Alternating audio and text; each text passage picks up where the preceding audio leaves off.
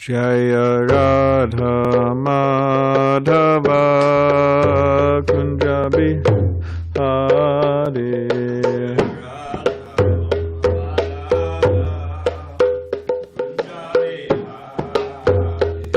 Jaya Radha Madhava Kunja Bihari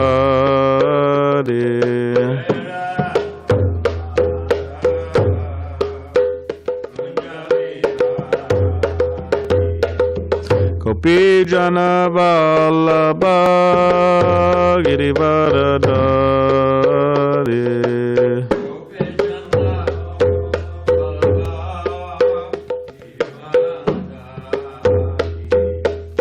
Gopi Jana Vallabha Girivaradari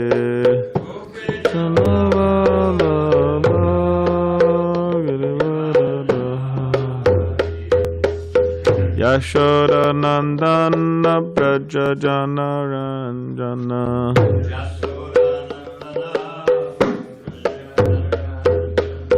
Yashoda Nandana Braja Jana Ranjana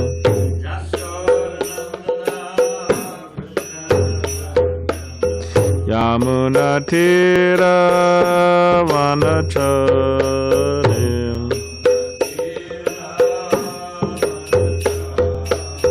Yamuna Tira Vanachari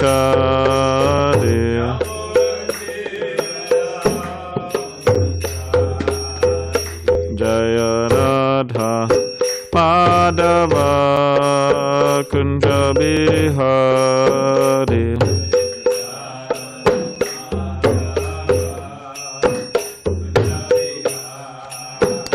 Jaya Radha Madhava Kunja Bihari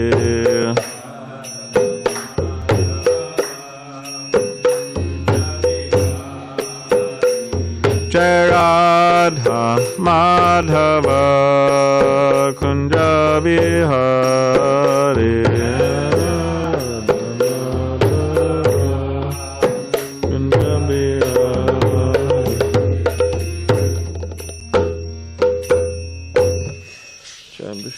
Paramahamsa Parivajikacharya Ashtadara Shudashishi Maha's Divine Grace Bhaktivedanta Swami Prabhupada Ki Jai Grantaraj Srimad Bhagavatam Ki Jai. All glories to the assembled devotees, all glories to the assembled devotees, all glories to the assembled devotees, all glories to Sri Guru Shikoranga. Thanks. Thank you.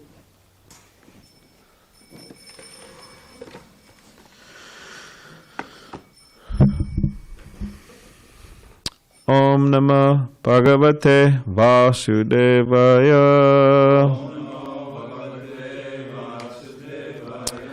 Om Namah Bhagavate Vasudevaya.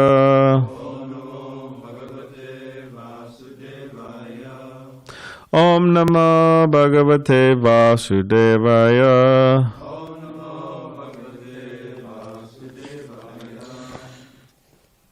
Seventh Canto, Science of God, Chapter 14, Ideal Family Life, Text 14. Please repeat after me. Siddhar Yajña Vishishtartai Kalpayed Ritim Atmanaha Sheshe Swatvam Tyajan Pragyaha Padavim Mahātmā Yat Siddhar Yajña Vishishtartai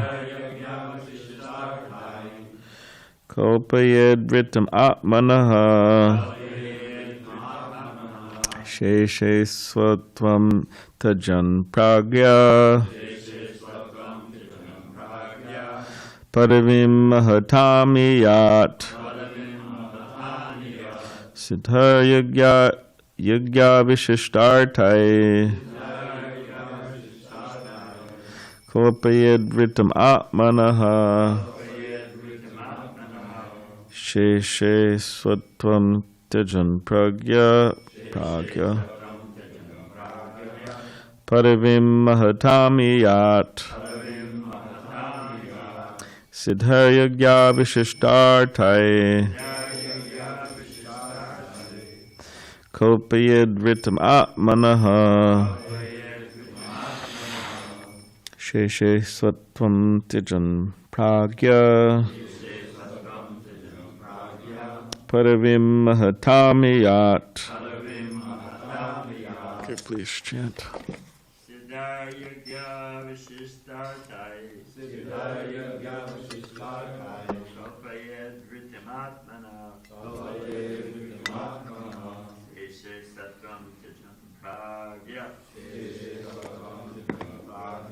Padavim Mahatami Yat Siddhayagya Vishishtartai Kalpayed Vrittamatmana Sheshe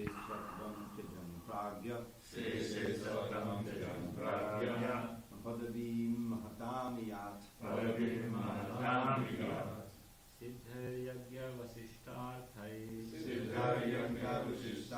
Kalpayed Vrittamatmana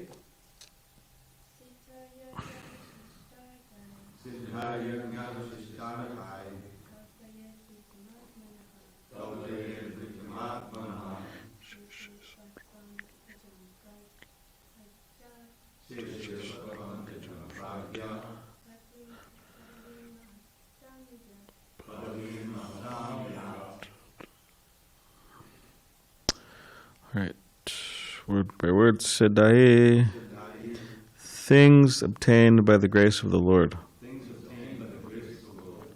Yajña avishishta artai,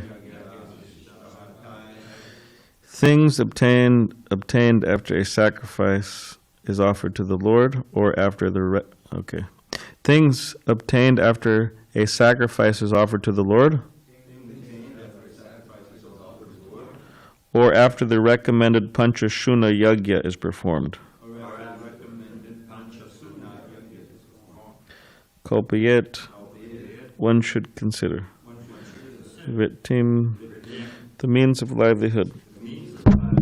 Atmanaha, for the self. Sheshe, at the end.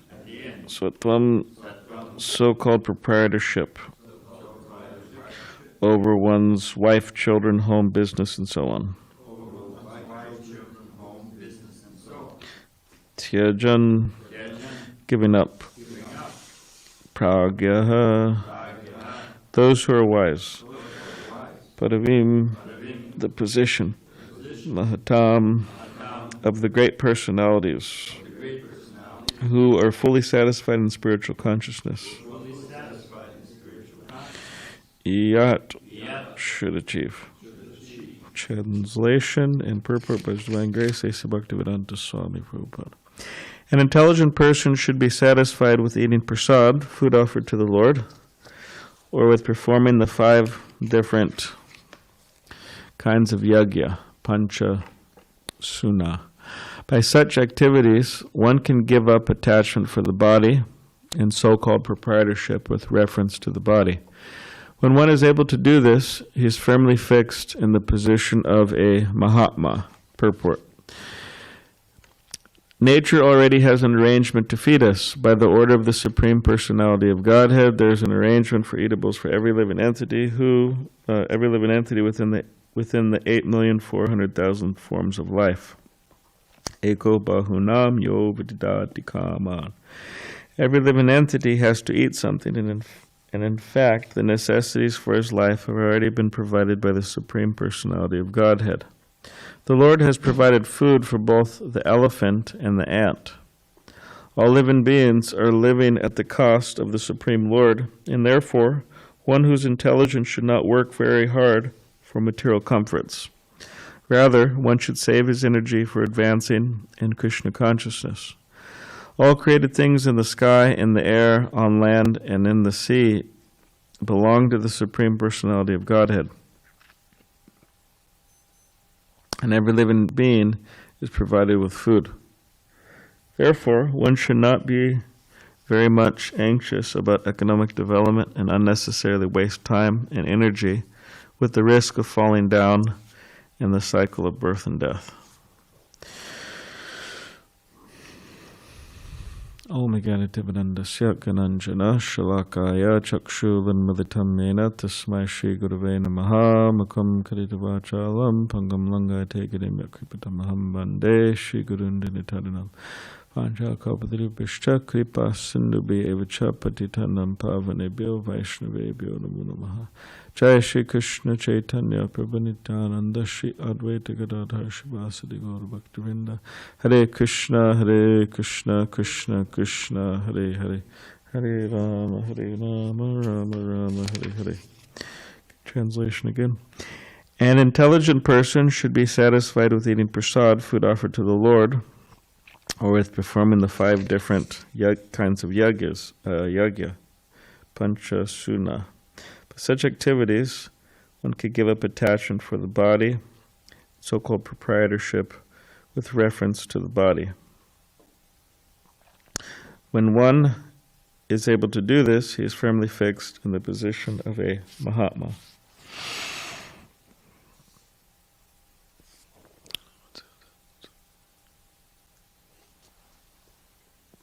One of Srila Bhaktisiddhanta Saraswati Thakura's favorite verses. Srila Bhaktisiddhanta Saraswati Thakura is the guru, the teacher of Srila Prabhupada, the founder of the Hare Krishna movement.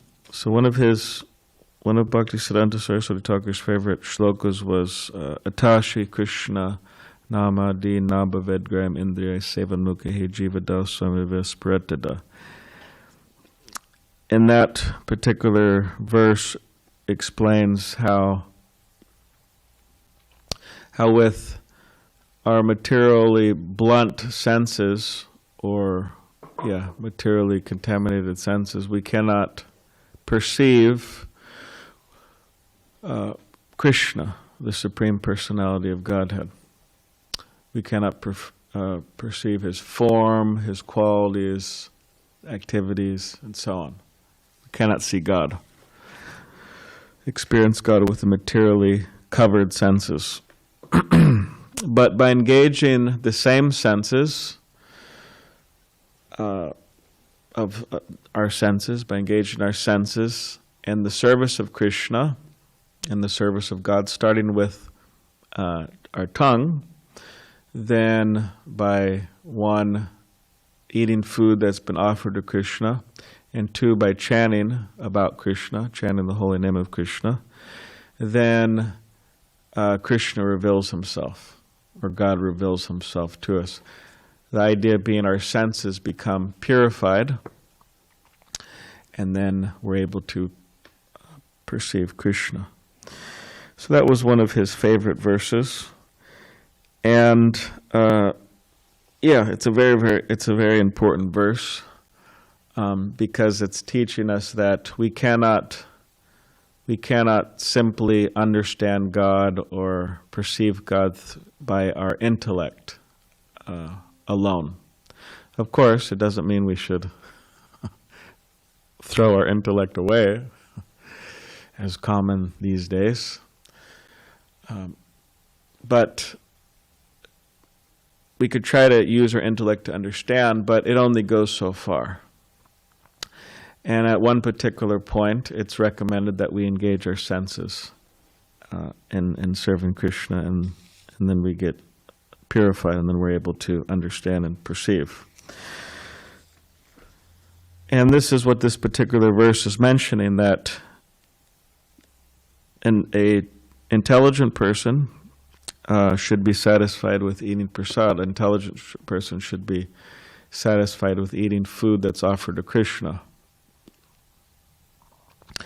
As Krishna says in the Bhagavad Gita, patram pushpam phalam toyam yome bhakti prachati. If one offers to me with love and devotion a flower, a fruit, some water, he says even a leaf, then I will accept. So Krishna is mentioning this, that he'll accept. So it's a very simple thing. We just, and Srila Prabhupada makes a point in the purport there, anyone in the world can collect some flowers, some fruit, some water, leaf, and offer it. It's a very simple thing to do. So we offer it to Krishna with love and devotion, and as yajña, a sacrifice to him, and then a person takes that prasadam and they become, as Srila Prabhupada would say, the term Krishnized.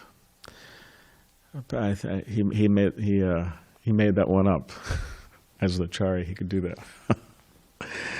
Krishnized. So, and he would give the example that if you put an iron rod into fire, it will act like fire. It will have this. In other words, it could burn. It could ignite things. So similarly, if we put our consciousness in contact with Krishna, then our consciousness becomes Krishnized, which means we don't become Krishna, but we become spiritualized. Our consciousness becomes spiritualized. And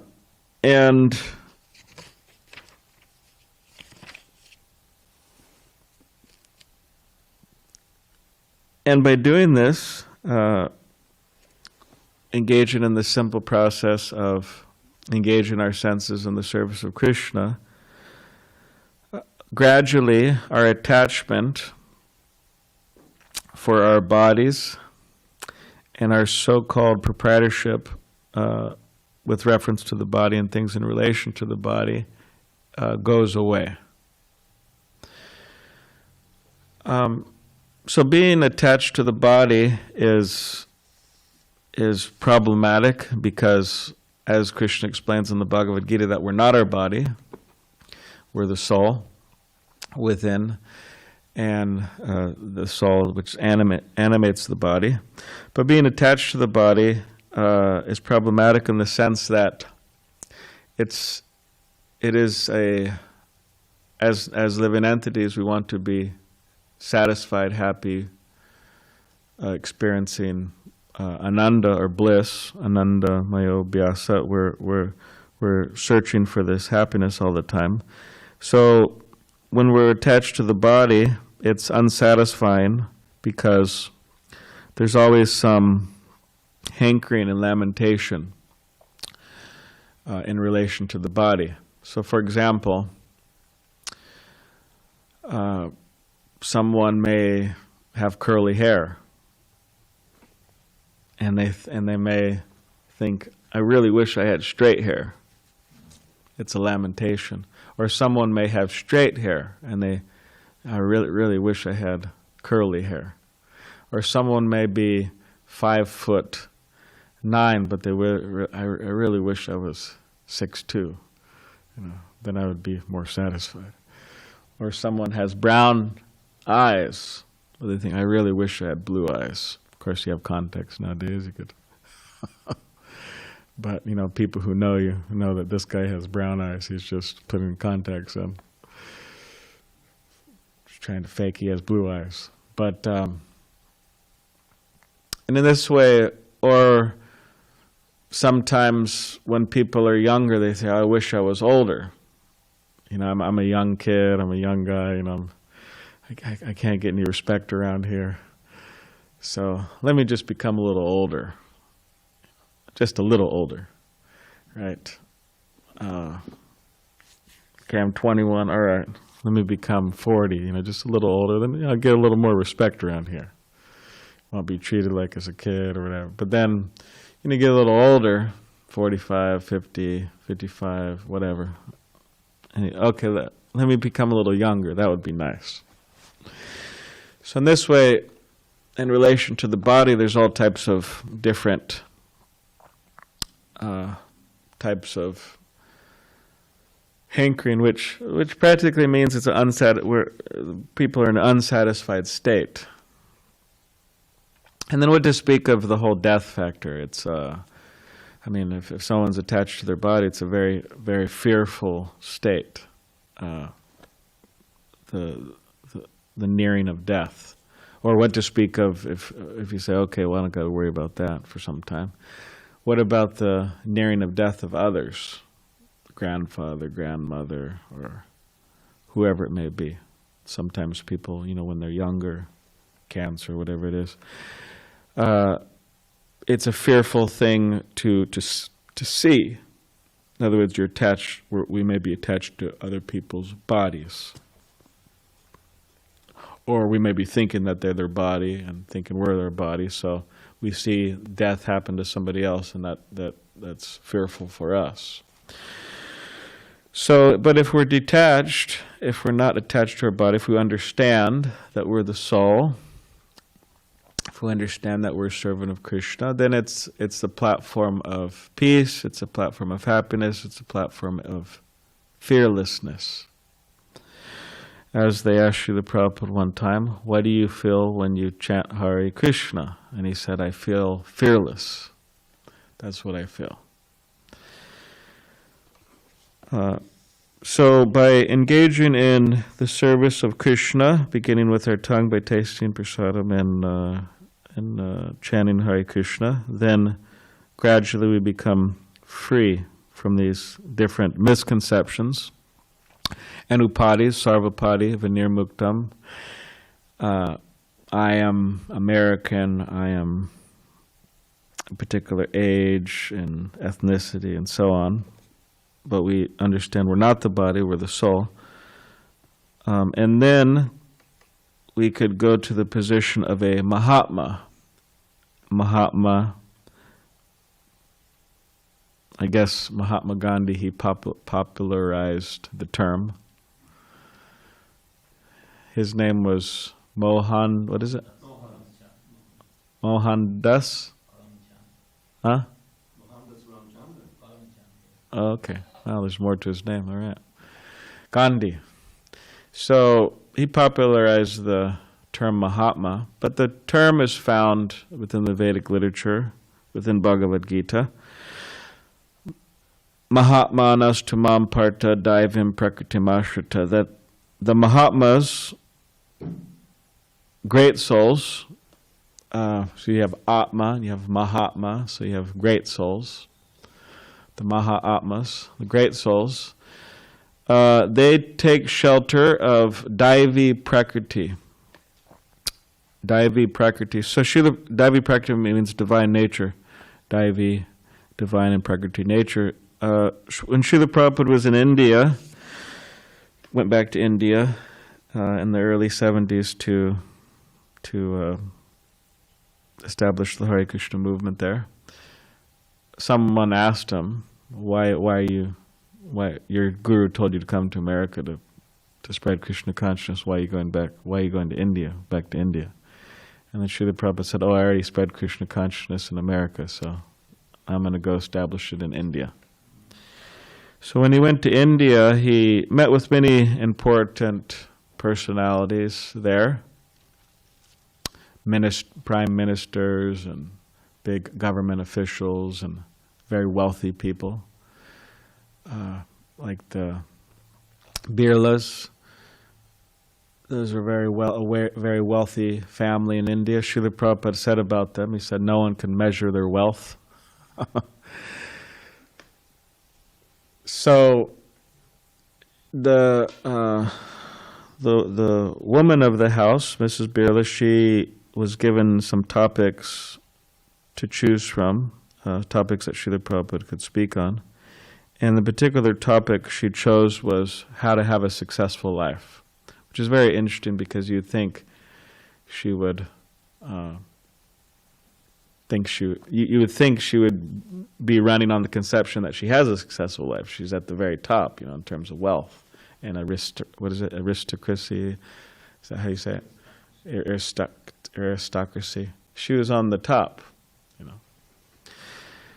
but she still wanted to know what Srila Prabhupada thought about how to have a successful life. So Srila Prabhupada went to her house, and he spoke from the Bhagavad Gita, and he quoted this verse, mahātmā tumam parta daivam prakritim ashrita, that great souls take shelter of the divine nature. And he went on to explain that this Daivi Prakriti is personified as Srimati Radharani. So we have here Shri Shri Radha Giridhari, or Radha Krishna. So Srimati Radharani is I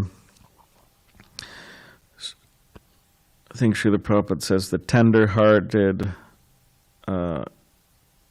compassionate counterpart of the Supreme Personality of Godhead.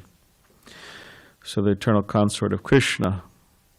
So the Mahatmas are under the guidance of, under Daivi Prakriti, which practically means they're engaged in Krishna's service, or engaged in Krishna consciousness fully, the Mahatmas.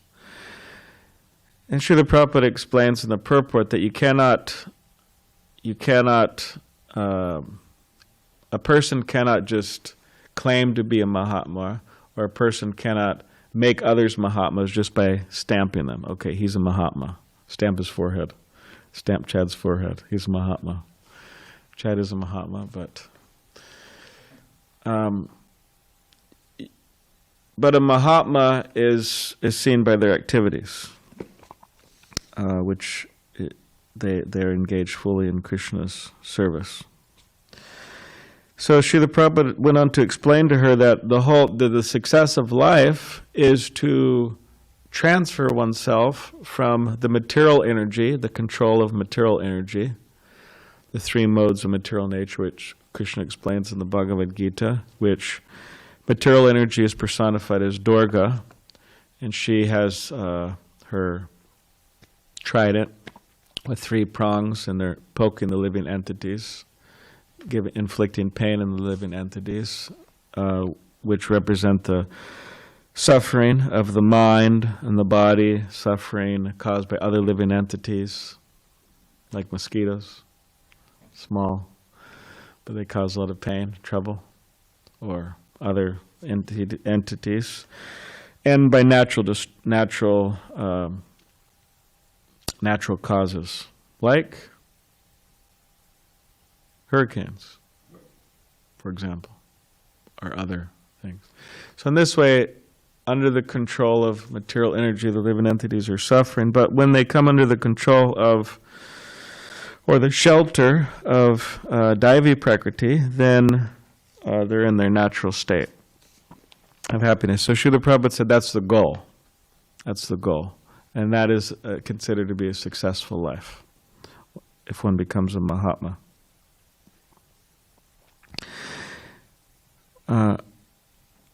And as Srila Prabhupada explains in the purport, that by nature's arrangement, there is food for everyone. Srila Prabhupada would talk about this, because sometimes people, when they hear this, they think, what do you mean there's food for everybody?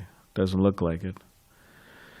But Srila Prabhupada would say it's due to mismanagement of the leaders of the world that there's a seeming scarcity, but there's enough land to grow enough food to feed everyone. Like he went to, I think it was Mauritius, an island off of the coast of Africa, in between Africa and India, small island. I'll tell you something about Mauritius later, I'll tell you in class, but but he went there and he gave some talks and he said, yes, I could see you have so much land here. But he said, what are you growing? I think they're growing a lot of tobacco. So you're growing a lot of tobacco. And then you're shipping your food in from other places. So you should grow food. And you could feed your people here in Mauritius. So similarly, within the world, there's a lot of, So eko bahunam yo vididati kaman, that there's the difference between Krishna and the living entities is that Krishna is that one living entity, and he's maintaining all other living entities.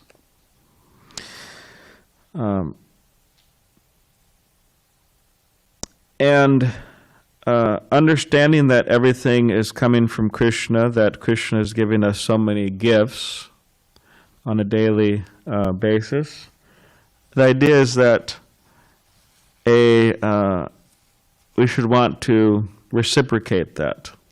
So therefore we try to give back. We try to serve Krishna. We offer him everything, actually. And that's the platform of devotion, that we offer everything to Krishna. And that was Srila Prabhupada's particular motive, which I think I ended on the other day, which I'm going to end on now. Everything for Krishna, nothing for me.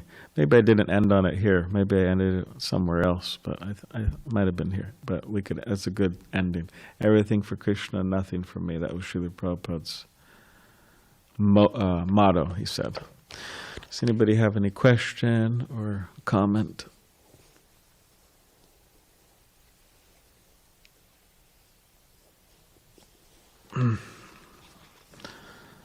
Chad? Looks like Chad has a... Hare Krishna. Durga's trident, the three prongs, that's the three different ignorance. No, it represents the threefold miseries of material existence. Threefold, okay. Yeah. Okay. Mind and body, other living entities, natural disturbances. Okay. Not the modes. Okay. Yeah. So she's there and she's jabbing living entities. And the idea is that suffering in material existence repeatedly, when we suffer, it's many times it's an indication that, okay, well, maybe I should change something. Like for example, maybe sleeping 3 hours a night. You're like, oh man, I'm really suffering. Like, why am I suffering so much? I'm irritable, and I'm this and that, and it's indication you should get more sleep. So a lot of the suffering like that is in the world that it's indication that we could change maybe our attitude or behavior. So material nature helps in that way. Any other? Yes, Triveda Prabhu. I'm just curious, because I forgot it, I never knew. What are These pañca-sūnā, do you happen to know? 5 different kinds of sacrifice? You'd learn that in the Gurukul, right? Well, we're not sure. We could.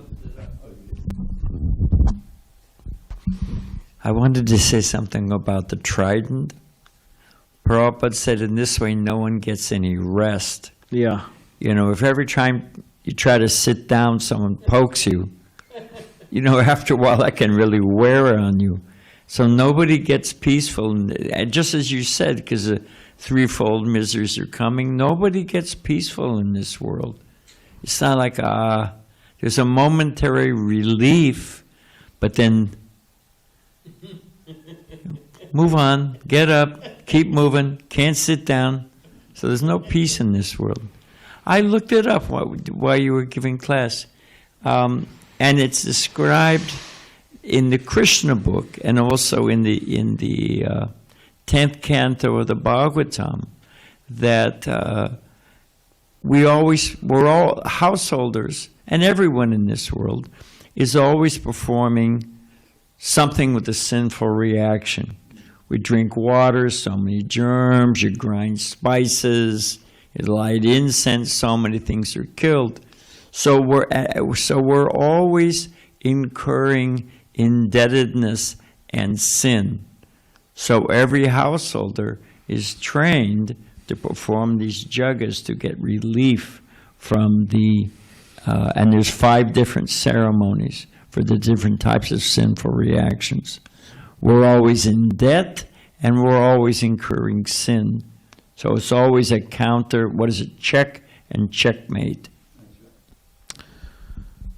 But of course, When Narada Muni visited the different palaces, he saw that in some places, as an ideal householder, Krishna was performing the pañca-sūnā. of course, our Chaitanya Mahaprabhu, he Krishna come again around 500 years ago, and he gave us the chanting of Hare Krishna. That's our main way to get free from all of these different entanglements. Some things within the Bhagavatam are meant for other times. Much of it, of course, can be Srila Prabhupada in his purports helps us understand in the modern context. But yeah, the chanting of Hare Krishna cleanses us from all of these different impurities. And but of course, you were going to say something else? I was going to say that you're completely correct, and I forgot to mention that in the commentary, after Prabhupada explains what it is, Prabhupada says exactly that. Okay. That in this age, we perform the Sankirtan Yoga, and Yeah. it solves everything. Yeah. And gives the seed of the love of Godhead. So it's not only counteracting, but it's not only prophylactic, but it's also plants the seed of pure devotion. So you're completely correct, and thank you. You're welcome. And when people talk about becoming free from like sinful reactions or so on, I mean it's a common thing within religion, because within religion, the common understanding that okay, there's serving God or there's good activities, and then there's like sin. So, and common thing within religion is like, hey, well, we're all imperfect humans, so we're definitely going to sin accidentally or whatever. So we need to get free from that. So Srila Prabhupada would say that therefore there's this idea of atonement. You know, people, they go to church or the temple or mosque and they atone, okay, I've done this sin, and then they chant so many prayers or Hail Marys, or they confess to the priest or whatever. But then he would say that after going to the temple or the mosque or the church, and then they just go out and sin some more when they come back. It's like a constant thing. And he would say it's like an elephant bathing. An elephant goes and takes a nice bath, right? The trunk, and then goes out and then rolls on gets dirty again. You know, so this way it's just a. So he said that the real atonement is coming to Krishna consciousness by following the path of sadhana bhakti, or particular rules and regulations, and which one will come to the platform of Krishna consciousness, and then they won't be like the elephant, bathing, and then again throwing dirt. So this. Yeah, it's a point too. I can't quote this chapter and verse, but the gist of it is there in Prabhupada's books, and that is that you refer to the trident of Durga, threefold miseries, right? And you can visualize she's, with those threefold miseries, she's prodding us to go to Krishna, right? This is the whole point, not just to torture you.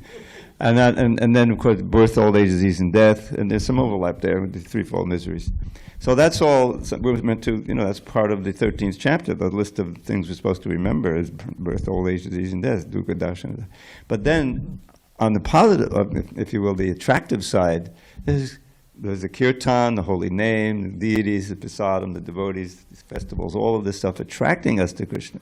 Yes. So that's also moving us in the right direction. Yes. So the sadhana really is understanding, you have to understand the problem of just hanging out and not doing anything. The threefold miseries and birth, old age. But at the same time, you're being attracted. So that's where you get your impetus for keeping going on the path. Yeah. Do those things which help you get attracted, and at the same time hear and understand about all these miseries. You don't want to stay around. Yeah, thank you. Any other last or question or comment? Any online question? Anyone out there? Okay. All right. Grantrad Srimad Bhagavatam ki jai.